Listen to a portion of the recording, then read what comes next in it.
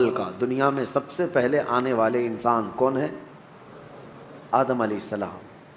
ہمارے عقیدے کے مطابق وہ منو نہیں ہے، جیسے آج منو ثابت کیا جا رہا ہے۔ آدم علیہ السلام ہے، تو منو یہ سب چیزیں ہمارے اس میں نہیں آئی، نہ حدیث سے ثابت ہے نہ قرآن سے ثابت ہے۔ سنا ہے آپ نے کہیں آدم علیہ السلام کا نام؟ میرے عزیزو، یہ ایک طرح کی سازش ہے، منوواد کی طرف لوگوں کو ڈھکیلنا۔ ہمارے ہندوستان میں بہت پہلے ایک راج چلا ہے منوواد کا، اس کی ڈیٹیل پھر کبھی میں بتاؤں گا۔ وہ ایسا بدترین دور تھا کہ کم ذات کے لوگوں کو جینے کا حق ہی نہیں تھا۔ وہ اس طرح کہ وہ اگر کسی بڑی اونچی ذات والے کو چھو بھی دیتا تو پھر اس کے ہاتھ کاٹ دیے جاتے۔ مقدس کتابیں اگر کم ذات کا آدمی سن لیتا تو اس کے کان میں گرم تیل ڈال دیا جاتا۔ بہت سخت ترین چیزیں، یہ جو کاسٹزم تھا جو اس منوواد میں تھا، اور ہم اس کے خلاف ہیں۔ بہرحال یہ منو کیا ہے، اس کے سلسلے میں ہم کو کیا بحث کرنی ہے؟ ہمیں ہمارے نبی پاک صلی اللہ علیہ وسلم نے جو انبیاء کے نام بتائے ہم ان کو نبی مانتے ہیں۔ بات صحیح ہے؟ یہ گمراہی کا دور ہے، ابھی بہت زیادہ فتنے پھیلے ہوئے ہیں۔ میں آپ کو بتا دوں، آدم علیہ السلام دنیا کے سب سے پہلے انسان اور سب سے پہلے نبی اور سب سے پہلے رسول جب دنیا میں تشریف لائے آدم علیہ السلام، تو جب وہ تشریف لائے تو ان کے بعد ان کی اولاد کا جو سلسلہ شروع ہوا تو سب سے پہلا بیٹا پیدا ہوا حابیل۔ سب سے پہلا بیٹا حابیل۔ آدم علیہ السلام کے بچے جو ہوتے تھے، روز ایک لڑکا ایک لڑکی، روزانہ حضرت حوا حاملہ ہوتی اور شام تک ان کو بچے ہو جائے، 2 بچے۔ اللہ کی قدرت کاملہ ہے، کیونکہ نسل انسانی کو اس وقت بڑھانا تھا، تو روزانہ 2 بچے، ایک لڑکا اور ایک لڑکی۔ پہلے دن پیدا ہوئے حابیل، اور اس کے بعد ان کے ساتھ جو پیدا ہوئی وہ اقلیمہ نام سے تھی۔ دوسرے دن جو پیدا ہوئے وہ قابیل، اور اس کے ساتھ یہودا نام کی لڑکی پیدا ہوئی۔ اب قانون شریعت یہ تھا آدم علیہ السلام کی امت کا، امت کون ہے؟ ان کی اولاد ہی ہے۔ اب قانون آدم علیہ السلام چونکہ رسول تھے، شریعت کا قانون یہ تھا کہ آج جو پیدا ہوا لڑکا ہے وہ کل پیدا ہونے والی لڑکی کے ساتھ نکاح کر سکتا ہے۔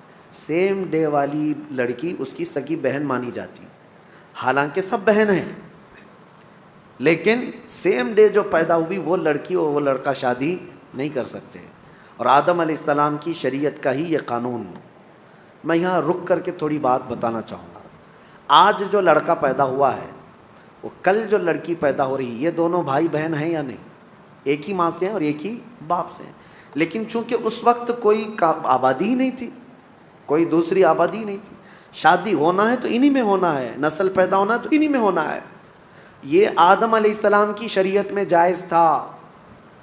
اب کیا ہمارے لیے یہ جائز ہے کہ آج تم پیدا ہوئے اور 10 سال بعد تمہاری ماں سے دوسری لڑکی پیدا ہوئی تو اس سے تم نکاح کر سکتے ہو، چاہے 50 سال بعد پیدا ہو؟ نہیں، سگی بہن ہے تو اس سے نکاح حرام ہے۔ کل میں نے آپ کو بتایا تھا محرمات عورتیں کیا ہے۔ یہ بات میں اس لیے آپ کے سامنے رکھ رہا ہوں کہ کچھ لوگ جو اپنے آپ کو صوفی کہتے ہیں اور تصوف کا لبادہ اوڑھ کر کے ابھی ایک بہت بڑا ڈھکوسلا چل رہا ہے لوگوں میں گمراہی لانے کے لیے۔ ان کو شریعت سے کوئی مطلب نہیں ہے، وہ کہتے ہیں ہم طریقت والے ہیں، وہ معرفت والے ہیں۔ ان کے ہاں کیا ہے، ایک چیز وہ دلیل کے طور پر لاتے ہیں کہ سجدہ کرنا اپنے پیر و مرشد کو یا قبروں کو یا اولیاء کو جائز ہے۔ وہ اس لیے کہتے ہیں کہ کیا آپ کو نہیں پتہ آدم علیہ السلام کو سارے فرشتوں نے سجدہ کیا تھا؟ آدم علیہ السلام کو سجدہ کرایا گیا تھا نا، لیکن یہ انہیں فرق نہیں معلوم۔ فرشتوں کا سجدہ تھا آدم علیہ السلام کے لیے، وہ عبادت کا سجدہ نہیں تھا، وہ تعظیم کا سجدہ تھا۔ وہ کیا تھا؟ تعظیم کا۔ اور حکم کس کا تھا؟ اللہ کا تھا۔ اور پھر ان کے ہاں ایک دلیل ہے، یہ صوفی جو کہتے ہیں، گمراہ لوگوں کے بارے میں کہہ رہا ہوں، جو اوریجنل صوفی ہیں الحمدللہ وہ میرے مصطفیٰ کی شریعت کے پابند ہوتے ہیں۔ اصل صوفی دیکھنا ہو تو غوث اعظم ہے، اصل صوفی سرکار غریب نواز ہے، وہ شریعت پر پورے کامل طور پر پابند تھے۔ اور ایک دلیل وہ یہ دیتے ہیں کہ یوسف علیہ السلام کو ان کے باپ اور ان کے 11 بھائی سارے لوگوں نے سجدہ کیا تھا، وہاں بھی وہ تعظیم کا سجدہ تھا۔ پہلی شریعتوں میں تعظیم کا سجدہ جائز تھا، لیکن میرے مصطفیٰ کی شریعت میں تعظیم کا سجدہ بھی جائز نہیں، تعظیم کا سجدہ بھی جائز نہیں، نہ کسی پیر کو، نہ کسی فقیر کو، نہ کسی ولی کو، کسی کو بھی سجدہ کرنا جائز نہیں ہے۔ میں ان کو الزامی جواب کے طور پر یہ کہتا ہوں، جو لوگ کہتے ہیں آدم علیہ السلام کو کیا سجدہ نہیں کیا گیا تھا، تو آدم علیہ السلام کی شریعت پہ چل رہے ہو یا محمد الرسول اللہ کی شریعت پہ چل رہے ہو؟ اگر آدم علیہ السلام کی شریعت پہ چل رہے ہو تو ان کے ہاں بہن سے نکاح بھی جائز تھا، کیا تم کر سکتے ہو؟ شریعت منسوخ ہو جاتی ہے، ایک نبی کے جانے کے بعد دوسرے نبی آئے، ان کی شریعت الگ ہو گئی، لیکن میرے نبی کے آنے کے بعد پچھلی تمام شریعتیں ختم ہو گئی۔ اب جو بھی چلے گی وہ کیا ہے؟ آئی نئی حکومت، سکہ نیا چلے گا، وہ نبی کریم صلی اللہ علیہ وسلم کی شریعت، حتیٰ کہ قیامت کے قریب عیسیٰ علیہ السلام بھی تشریف لائیں گے تو فرمایا گیا وہ شریعت مصطفیٰ کے مطابق عمل کریں گے، وہ اپنی شریعت لے کر نہیں آئیں گے۔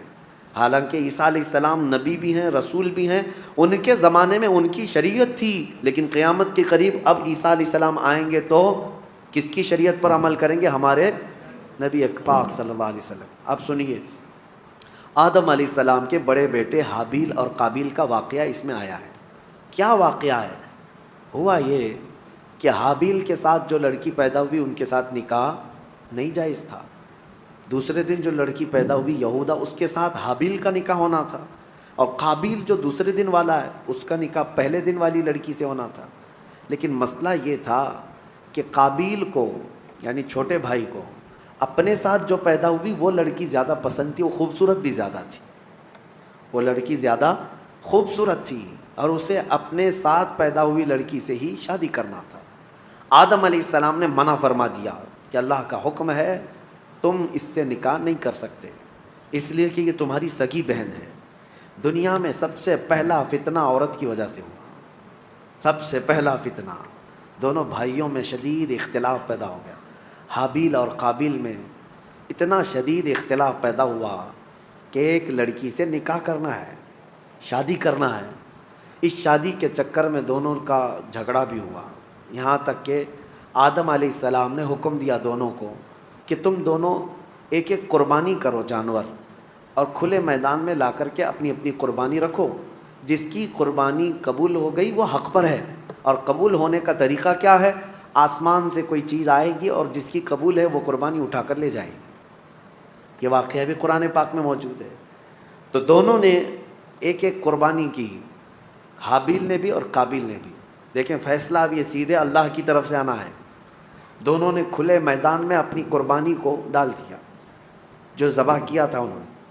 تھوڑی دیر کے بعد آسمان سے ایک آگ آئی اور حابیل جو بڑے بیٹے کی قربانی تھی اس کو آگ اٹھا کر آسمان میں غائب ہو گئی، وہ اس کی قربانی غائب ہو گئی۔ اب یہ واضح علامت تھی کہ حابیل حق پر ہے اور اللہ کا قانون بھی یہی ہے، لیکن قابیل کو نہ ماننا تھا، نہیں مانا۔ عورت کی محبت دل میں ایسی رچ بس گئی تھی کہ وہ اس حقیقی نشانی کو دیکھنے کے بعد بھی وہ نہ مانا، کہا کہ میں نہیں مانوں گا۔ آدم علیہ السلام نے بہت سمجھایا کہ حد سے نہ بڑھو، اللہ تبارک و تعالیٰ حد سے بڑھنے والوں کو پسند نہیں کرتا۔ پھر ہوا یہ کہ آدم علیہ السلام حج پہ چلے گئے، خانہ کعبہ کی زیارت کے لیے اللہ کا حکم ہوا، آدم علیہ السلام چلے گئے۔ اب یہ واقعہ کہاں پیش آیا تھا، اس میں تاریخ میں الگ الگ باتیں آتی ہیں، لیکن بہت سارے علماء کا کہنا ہے کہ یہ واقعہ ہندوستان میں ہی پیش آیا تھا، کیونکہ آدم علیہ السلام کی سرزمین جو ہے، سب سے پہلے جو جنت سے آپ اترے سرندی پہاڑ جو سری لنکا پہ ہے، تاریخی روایات یہ بتاتی ہیں آدم علیہ السلام وہاں اتارے گئے تھے۔ سری لنکا کوئی الگ کنٹری نہیں تھی، وہ انڈیا میں ہندوستان میں تھا، اور اسی سے پتہ چلتا ہے کہ پورا ہندوستان ہمارے باپ کا ہے۔ حقیقت ہے یا نہیں؟ سب کے باپ کا ہے، آدم علیہ السلام ہمارے باپ ہیں، پوری دنیا کے باپ ہیں۔ تو یہ واقعہ جب پیش آیا، آدم علیہ السلام جب حج پہ چلے گئے تو اب دونوں کے درمیان جو لڑکی کو لے کر اختلاف تھا وہ کیا ہوا، کہاں تک چل گیا؟ اب شیطان آیا، سب سے پہلے انسانوں کو بہکانے اور ورغلانے کا جو چیلنج کر کے آیا تھا اللہ کی بارگاہ سے، اللہ تعالیٰ نے اس کو آدم علیہ السلام کو سجدہ نہ کرنے کی وجہ سے مردود کر دیا تھا، نکال دیا تھا، اور اس نے اللہ کو یہ چیلنج کیا تھا کہ آدم کی جتنی اولاد پیدا ہوگی سب کو میں گمراہ کروں گا، کبھی ان کے سامنے سے، کبھی بائیں سے، کبھی دائیں سے، کبھی پیچھے سے آ کر میں ان کو بہکاؤں گا، تیرے سیدھے راستے پر کسی کو چلنے نہیں دوں گا۔ یہ اللہ سے اس نے چیلنج کیا تھا، اور اللہ نے فرمایا جا تجھے قیامت تک کی عمر دیتا ہوں، قیامت تک کی تجھے عمر ہے، جتنی کوشش کر سکتا ہے کر۔ لیکن رب تعالیٰ نے فرمایا میرے کچھ مخلص بندے ایسے ہوں گے جن پر تیرا داؤ نہیں چل سکے گا۔ اللہ ہمیں ان مخلص بندوں میں شمار فرمایا۔ شیطان پہلی مرتبہ آیا، دونوں بھائیوں کے بیچ میں دیکھا لڑکی کو لے کر کے اختلاف ہے، تو یہاں آگ لگانا اب اس کا کام تھا۔ اس نے آ کر کے قابیل کو کہا تیرے لیے اچھا سا راستہ میں کیوں نہ بتاؤں، تیرے حق میں وہ لڑکی اچھی ہے، تجھے کرنا ہی چاہیے تھا، تیرا باپ بھی مخالف ہے، تیرا بڑا بھائی بھی مخالف ہے، لہٰذا ایک کام کر، اس تیرے بڑے بھائی کو دنیا سے ہی ختم کر دے، راستہ صاف ہو جائے گا۔ اس وقت تک ابھی موت نہیں معلوم کسی کو، پیدا تو ہوئے تھے لیکن موت ابھی تک کسی کی نہیں آئی ہے، نہ ہی مرنا معلوم نہ ہی مارنا معلوم تھا۔ تو قابیل کو آ کر کے ابلیس نے، شیطان نے طریقہ بتایا۔ قابیل نے پوچھا میرے بھائی کو اگر ہمیشہ کے لیے میں راستے سے ہٹانا چاہوں تو کیا کرنا ہے؟ تو ابلیس نے ایک بہت بڑا پتھر اٹھا کر کے دکھایا، کہا کہ اس طرح پتھر اٹھاؤ اور اس کے سر پر مار دو۔ تو حابیل ایک جگہ پر بیٹھا ہوا تھا، اسے بھی خبر نہیں تھی کہ بھائی اپنی موت کا سبب بنتا ہے۔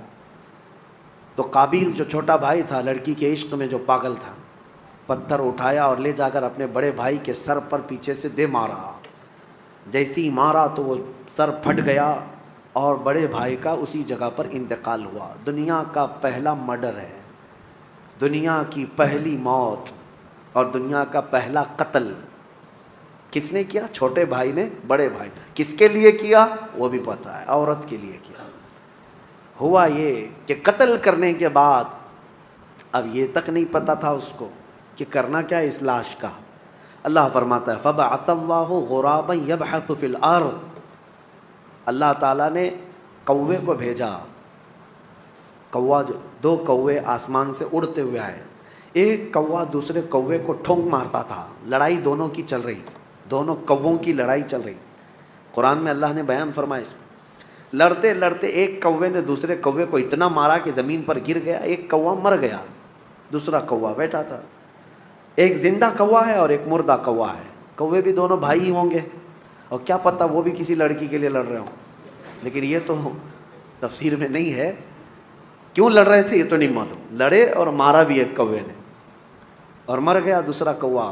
تو رب تعالیٰ فرماتا ہے پہلے کوے نے اپنے پیروں سے زمین کھودنا شروع کیا، کچھ زمین کھودا اور مرے ہوئے کوے کو اس گڑھے میں دھکیل دیا، اور پھر پیروں سے اس کے اوپر مٹی ڈال دیا۔ تو قابیل وہ کووں کی اس حرکت کو دیکھ رہا تھا، اس کے بعد اسے یہ پتہ چلا کہ اپنے مرے ہوئے بھائی کو اس طرح زمین میں چھپا دینا چاہیے۔ تو پہلی مرتبہ قابیل نے خود قبر کھودی اور حابیل کو اس کے اندر دفن کر دیا اور اس پر مٹی ڈال دیا۔ یہ دنیا کا پہلا قتل تھا ایک عورت کے حصول کے لیے، لیکن بتایا گیا کہ اس قابیل کو بھی وہ عورت نہیں مل سکی۔ آدم علیہ السلام جب تشریف لائے تو شریعت کا حکم عدولی اور پامالی کرنے کے سزا دی گئی اس شخص کو، قابیل کو۔ عورت نہ اس کو ملی نہ اس کو ملی۔ یہ دنیا ایسی ہے جس کو امام اہل سنت فاضل بریلوی رحمۃ اللہ علیہ نے کیا ہی بہترین انداز میں فرمایا، شہد دکھائے زہر پلائے، قاتل ڈائن شوہر کش، اس مردار پہ کیا للچائے، دنیا دیکھی بھالی ہے۔ ہاں یہ شہد دکھتا ہے، ہوتا زہر ہے۔ اب اس کے بعد آیت جو آئی ہے وہ ہمارے لیے سب سے بڑی عبرت کی آیت۔ رب تعالیٰ فرماتا ہے من اجل ذالک کتبنا علی بنی اسرائیل، اسی وجہ سے اللہ فرماتا ہم نے یہ لکھ دیا کہ جس نے کسی ایک جان کو قتل کیا، ایک جان کو قتل کیا، اللہ فرماتا ہے فَكَأَنَّمَا قَتَلَ النَّاسَ جَمِيعًا، گویا کہ اس نے پورے انسانوں کا قتل کیا۔ پورے انسانوں کا قتل کیا. وَمَنْ أَحْيَاهَا فَكَأَنَّمَا أَحْيَا النَّاسَ جَمِيعًا، اور جس نے کسی ایک جان کو بچایا گویا کہ اس نے پورے انسانوں کو بچایا. یہ اللہ کا قانون ہے، جس نے ایک قتل کیا اس نے پورے انسانوں کا قتل کیا. اب یہاں سے قیامت تک جتنے مرڈر ہوں گے، قتل ہوں گے، ان سب قتل اور مرڈر کا گناہ اس قابیل کو دیا جائے گا جس نے سب سے پہلا قتل دنیا میں کیا. لیکن کوئی یہ نہ سمجھے کہ اس کو نہیں ملے گا، سب قابیل پہ جائے گا. ہاں، یہ سوچ کر کے مرڈر شروع ہو جائے. قتل کرنے کا گناہ خود کا گناہ تو ہے ہی، لیکن اتنا بڑا گناہ اس کو بھی دیا جائے گا جو فرسٹ ٹائم شروع کیا ہے. اور اسی قاعدے کے مطابق کوئی بھی برا کام تم شروع کر رہے ہو، یاد رکھو اگر اس کی پیروی کرتے دوسرے لوگ بھی وہ گناہ میں ملوث ہوئے، ان سب کے گناہ کا بوجھ بھی تمہارے اوپر ڈالا جائے گا. ہو سکے تو کوئی نیا کام اچھا شروع کر دو تاکہ اس کی فالو کرتے کرتے لوگ ان کی نیکیاں تم تک آتی رہیں قیامت تک. کوئی برا کام تم نے، بہت سارے لوگ فیشن شروع کرتے ہیں، ان کو ایسا لگتا ہے کہ یہ میرا فیشن ہے، ایک نیا فیشن. گناہ کو اگر فیشن شروع کیا، نیکی کو فیشن بناؤ. اگر اس کی کوئی اقتدا کر لیا تو اس کا ثواب تمہیں ہے. مثال کے طور پر نماز کے بعد ہم تسبیح پڑھنا شروع کر دی، سبحان اللہ و بحمدہ سبحان اللہ العظیم. لوگ اس کو نقل کرتے رہے. جس نے بھی جہاں پر بھی شروع کیا، جب تک پڑھا جاتا رہے گا شروع کرنے والے کو اس کا ثواب ملتا رہے گا.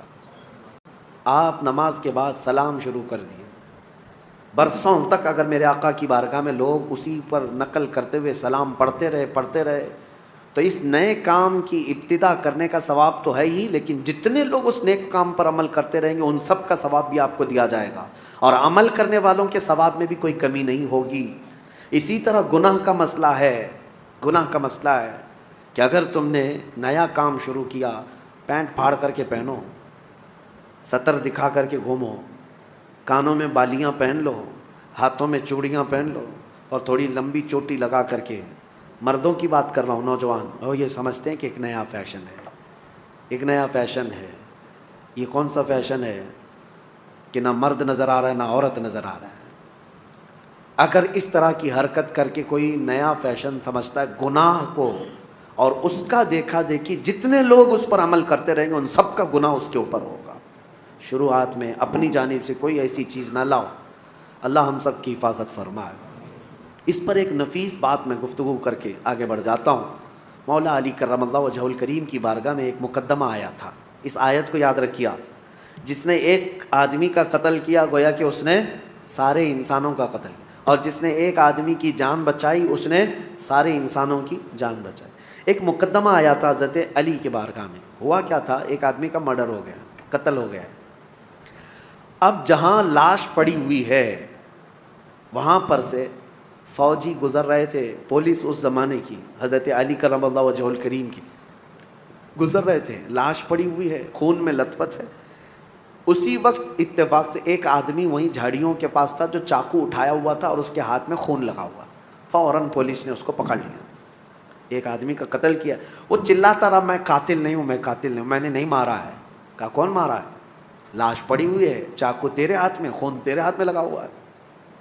پکڑ کر کے لے کر کے آئے اور پھر مولا علی کرم اللہ وجہہ الکریم کی بارگاہ میں پیش کیا گیا، اور یہی پولیس والوں نے گواہی دی کہ ہم نے اس کو دیکھا ہے، جائے واردات پر یہی تھا، قتل کی جگہ پر یہی تھا، اور کوئی نہیں تھا، اور چھری بھی اس کے ہاتھ میں تھی، چاقو اس کے ہاتھ میں تھی، اور لاش تر و تازہ تھی.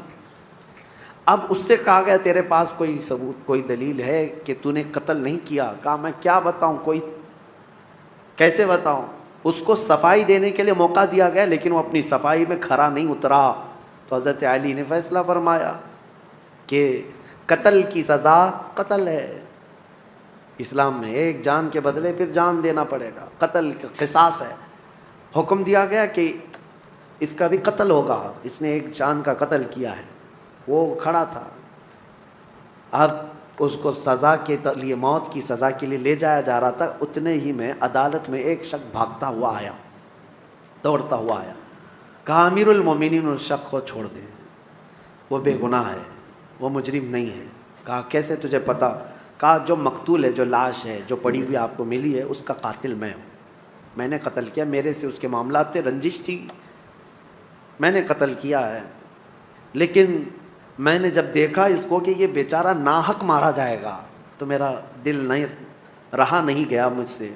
میں حاضر ہو گیا، میں اقرار جرم کرتا ہوں، اس کی جان چھوڑ دیجیے. تو اس کو چھوڑ دیا گیا. ابھی اس کو پکڑ لیا گیا جو نیا قاتل آیا ہے، اقراری مجرم ہے. اب اس کو سزا دی گئی کہ اب اس کو جو ہے قتل کی سزا ہوگی کہ یہ حقیقت میں یہ مجرم تھا.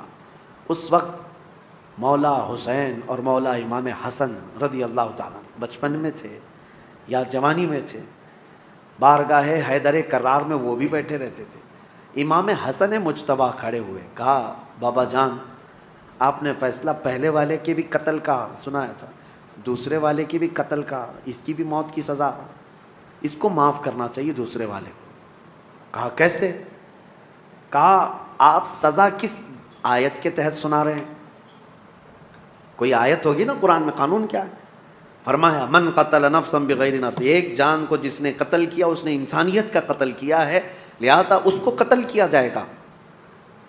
تو پھر حضرت امام حسن نے کہا یہ جو حقیقی مجرم ہے یہ آیت کے دوسرے حصے پر بھی تو آتی ہے، ومن احیاها فکانما احیا الناس جميعا، جس نے کسی ایک جان کو بچایا اس نے پوری کائنات کو بچایا. اگر یہ نہ آتا تو وہ ناحق مارا جاتا. پہلا والا یہ آیا اور اس کی جان کو بچایا ہے اس نے، تو بچانے کا انعام بھی تو اس کو ہونا چاہیے. تو اس کو بچانے کے عوض میں پھر اس کو معاف کرنے کا پروانہ دیا گیا. لیکن جو مقتول تھا اس کے گھر والوں کو بلایا گیا کہ کیا تم اس قاتل کو معاف کرتے ہو؟ تو دیت لے کر کے، جو معاوضہ ہوتا تھا وہ لے کر کے گھر والوں نے بھی اس کو معاف کیا. میرے عزیزو، یہ آیت آج پوری دنیا جانتی ہے، قرآن میں موجود ہے.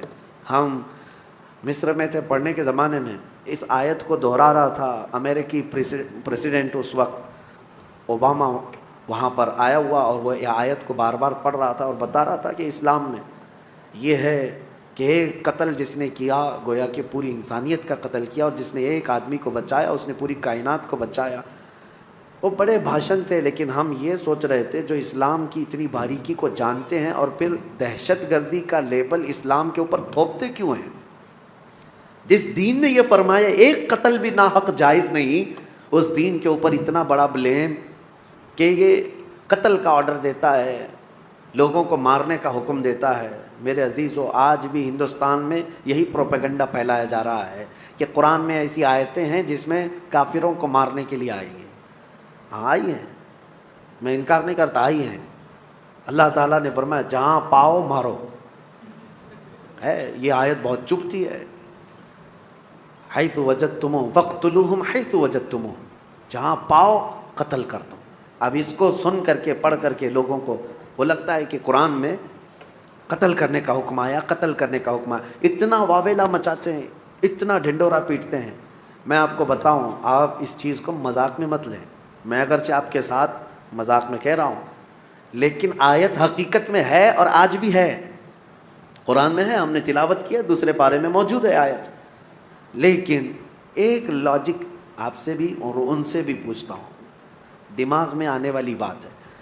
نماز کیوں پڑھتے ہیں؟ قرآن نے کیا کہا؟ اقیم الصلاۃ، نماز قائم کرو. پوری دنیا کے مسلمان نماز پڑھ رہے ہیں کہ نہیں پڑھ رہے؟ کیوں؟ قرآن میں جو آیا مسلمان پریکٹیکلی اس پر عمل کرتے ہیں. قرآن میں خالی لکھنے کے لیے نہیں آیا، مسلمان اس پر عمل کرتے ہیں. اور پوری دنیا جانتی ہے سب سے زیادہ پریکٹیکل اپنے دین پر کوئی مذہب کے لوگ کرتے ہیں تو صرف مسلمان کرتے ہیں. سب سے زیادہ پریکٹیکلی جو ہے لائف کسی کی ہے ریلیجیس جس کو کہتے ہیں، وہ مسلمان ہیں پوری دنیا میں. باقی سب کے وہاں لکھے ہوئے بہت کچھ ہیں لیکن زندگی میں نہیں ہے. نماز پڑھنے کا حکم ہے، ہم نماز پڑھتے ہیں. زکوٰۃ دینے کا حکم ہے، ہم زکوٰۃ دیتے ہیں، ہے نا. حج کرنے کا حکم ہے، ہم حج کرتے ہیں. روزہ رکھنے کا حکم آیا، ہر سال رکھتے ہیں کہ نہیں. تو قتل کرنے کا حکم آیا، 1400 سال سے قتل کیوں نہیں کرتے؟ کیا جہاں مسلمانوں کی حکومت مار رہے ہیں، قتل کر رہے ہیں؟ اور ان پاکھنڈیوں کو سوچنا چاہیے، اس ملک پہ 700 سال تک ہمارا راج رہا ہے. اگر اس آیت پر عمل کیے ہوتے تو ایک کیڑا بھی نہیں بچتا. اس آیت پر اگر عمل کیے ہوتے تو کوئی ایک مچھر اور ایک کیڑا بھی نہیں بچتا. انہیں سمجھنا چاہیے کہ اس کا ایک بیک گراؤنڈ ہے، اس آیت کا، کس وقت نازل ہوئی، کس کے لیے نازل ہوئی، اور اس کو لا کر کے سب جگہ تھوپتے رہتے ہیں۔ میرے عزیزو، یہ ان کفار و مشرکین کے لیے تھا جنہوں نے صحابہ اکرام کا جینا دوبھر کر دیا تھا۔ اب میں آپ سے ان سے ایک سوال کرتا ہوں، ہمارے ملک میں کوئی دشمن ملک کا نام سنتے ہی ان کے دماغ میں ایک ہی ملک آتا ہے، بہرحال، اور دہشت گرد بھی، آتنکواد بھی وہیں کے ہوتے ہیں ان کے حساب سے۔ اگر 4 آتنکوادی گھس کر کے آ گئے ہیں میرے اپنے اس دیش میں، آپ کے ملک میں، اور وہ سڑکوں پر دندناتے ہوئے گھوم رہے ہیں، تو یہاں کی جو عدالت عالیہ ہے، ہائی کورٹ ہو، اوپر کی عدالت، وہ کیا آرڈر جاری کرے گی پولیس کو؟ جہاں پاؤ انکاؤنٹر کرو، جہاں پاؤ۔ کیوں؟ دیش دروہی ہیں، ملک کو نقصان پہنچا سکتے ہیں، یہاں کے باشندوں کو بم سے اڑا سکتے ہیں۔ تو ایسے خطرناک ڈینجر لوگ اگر ملک میں داخل ہو گئے تو کامن سی بات ہے، ہر ملک والا یہی آرڈر جاری کرے گا کہ یہ جہاں نظر آئیں ان کو مار ڈالو، شوٹ کرو، وہاں اسپاٹ پہ شوٹ کرو۔ یہ آج کرنا جائز ہے، اور اسلام میں جو حکم آیا تھا اسی نہج پر تھا کہ مکہ سے صحابہ کو، رسول پاک صلی اللہ علیہ وسلم کو گھر بار سب چھوڑ کر کے جانا پڑا۔ ان ظالموں کو یہ نہیں معلوم کہ میرے آقا نے 3 سال تک پتے کھائے مکہ میں، مکہ والوں نے ایسا بائیکاٹ کر کے رکھا تھا، سلام کلام ہر چیز بند، تجارت لین دین سب بند تھا حضور پاک پر، چمڑے پانی میں ابال کر کے کھائے 3 سال تک۔ یہ ظلم کیا، کیا وہ سب انہیں نہیں پتا کہ بلال حبشی کو انگاروں میں سلاتے تھے، یہ پیر میں رسی باندھ کر کے سڑکوں پر کھینچتے تھے؟ حضرت خباب بن الارت کو، خبیب بن عدی کو مسلح کر دیا تھا، ہونٹ کاٹے تھے، ناک کاٹے تھے، کان کاٹے تھے، آنکھوں میں گرم سلائیاں پھیری تھی، ناخنوں کو پکڑ سے کھینچا تھا۔ یہ دہشت گردی نہیں ہے؟ اور ایسے حالات میں جب رسول پاک ہجرت کر کے مدینے چلے گئے تو یہ ظالم وہاں پر بھی جانے لگے، کہاں؟ مدینے کو بھی اجاڑنے کے لیے۔ اب بتاؤ، اللہ کا حکم نہیں آئے گا کہ ایسے آتنکوادی جب بھی مدینے میں آئیں پکڑو ان کو؟ اور کیا کرنا چاہیے؟ یہ انصاف ہے یا عدل کا تقاضا ہے؟ آج بھی میرے ملک کی اگر حفاظت کی بات پوچھے گا مجھ سے کوئی، میں یہی کہوں گا، کوئی دشمن ملک کا آتنکوادی اور یہاں میرے ملک کو نقصان پہنچانے کے لیے آئے گا، بغیر سوچے سمجھے ہم آرڈر جاری کرتے ہیں اگر ہمارے پاس پاور ہوگا۔ ہاں، اور دوسری بات، اس آیت کو یہ لوگ لے کر کے بہت واویلا مچاتے ہیں، کافروں کو مارنا ہے، کافروں کو مارنا ہے، قرآن میں لکھا ہے، قرآن میں لکھا ہے۔ یہ کس کے لیے حکم ہے؟ ہر مسلمان کے لیے نہیں ہے۔ جو صاحب اختیار، جو پاور والا ہے، جو سزا دینے کے اختیارات جس کو ہیں، اس کو حکم دیا گیا۔ چوری کرنے پر قرآن میں ہاتھ کاٹنے کی بھی سزا ہے، لیکن یہ نہیں ہے کہ ہمارے گھر میں چور رات میں پکڑا گیا اور میں چاقو لے کے رات میں کاٹ ڈالوں، یہ نہیں ہے۔ اسلامی حکومت بھی ہے تو چور کو پکڑو اور لے جاؤ حاکم کے پاس پیش کرو، حاکم پھر سزا دے گا، یہ نہیں کہ ہر گھر والے چاقو لے کے بیٹھے رہے۔ تو اسلام میں سزا دینے کے بھی جو احکام ہیں وہ حکام سے ریلیٹڈ ہیں، جو صاحب اختیار ہیں وہ سزا دیں گے۔ تو بہرحال آپ اس بات کو سمجھیں، بہت مرتبہ میں نے اس کا کلیریفیکیشن دیا ہے کہ قرآن میں جو آیتیں آئی ہیں وہ قتل کے لیے، ان کا ایک بیک گراؤنڈ ہے، ان کا ایک پس منظر ہے، وہ ایک خاص وقت کے لیے ہوئی تھی، اس وقت کے کیا حالات تھے، یہ سب پڑھنا چاہیے، پھر قرآن پر انگلی اٹھاؤ۔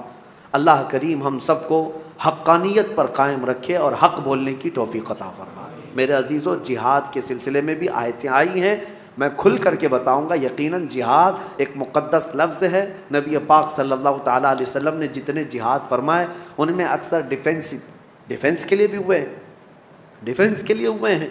اور کچھ لوگ یہ اعتراض کرتے ہیں کہ انہوں نے زبردستی، جو کلمہ نہیں پڑھتا تھا اس کو جا کے مارتے تھے، نہیں، نبی پاک صلی اللہ تعالیٰ علیہ وسلم نے ایسا حکم نہیں فرمایا، اور نہ ہی پوری دنیا کے مسلمانوں کو یہ حکم دیا گیا۔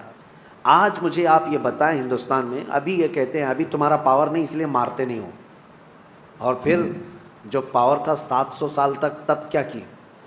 کیا یہاں کے ہر مندر کو توڑ دیا گیا؟ کیا یہاں کے سارے ہندوؤں کو ختم کیا گیا؟ آج بھی میجورٹی ہندوؤں کی ہے، ہر زمانے میں رہی ہے، اس زمانے میں بھی تھی۔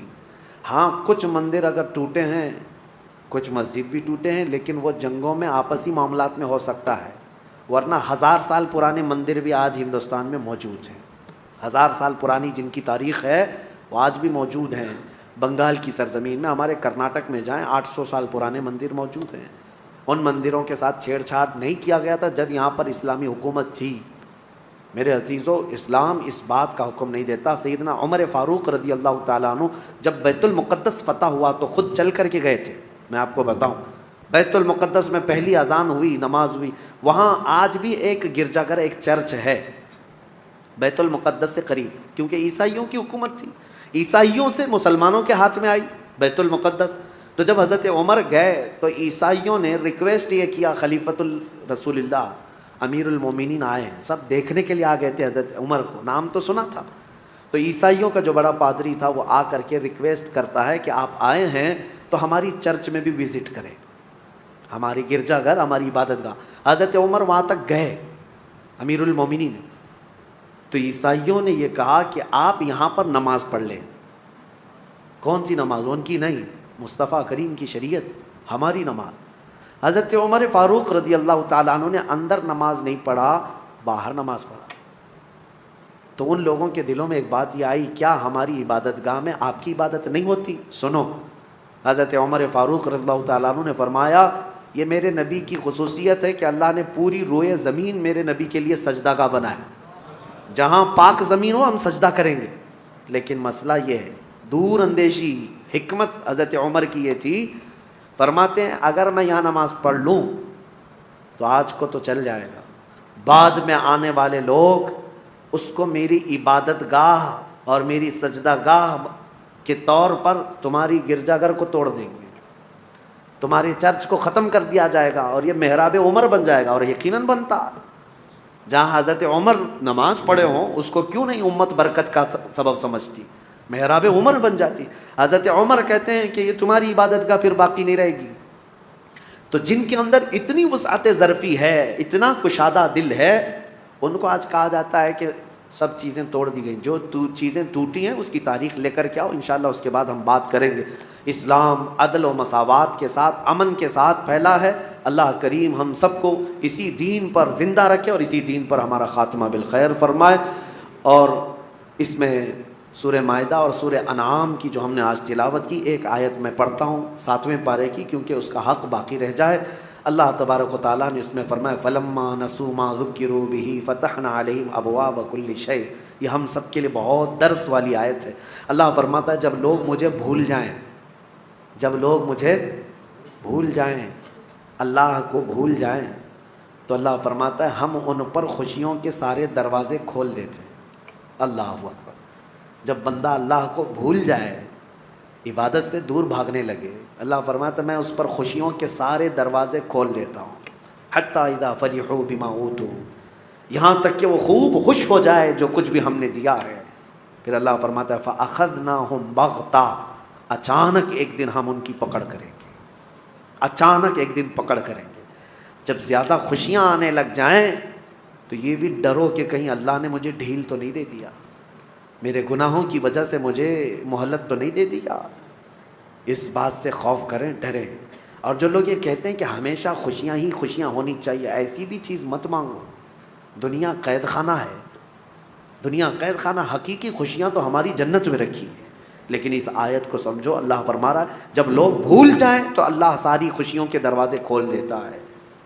اور جو دوسروں کو آج خوش دیکھ رہے ہیں کہ وہ کفار ہیں، مشرکین ہیں، ایک نماز نہیں پڑھتے، بڑی بڑی بلڈنگوں میں رہتے ہیں، دنیا ان سے تم مرعوب مت ہونا، ان کی جنت یہی ہے، ان کے لیے ساری خوشیوں کے دروازے اللہ نے کشادہ کر رکھا ہے۔ اگر تمہاری زندگی میں کوئی خوشی کم آتی ہے تو یہ سمجھ لو کہ اللہ نے ہمارا حصہ آخرت میں رکھا ہے۔ اللہ تبارک و تعالی ہم سب کو ان آیات بینات پہ عمل کی توفیق عطا فرمائے۔ وآخر دعوانا ان الحمد للہ رب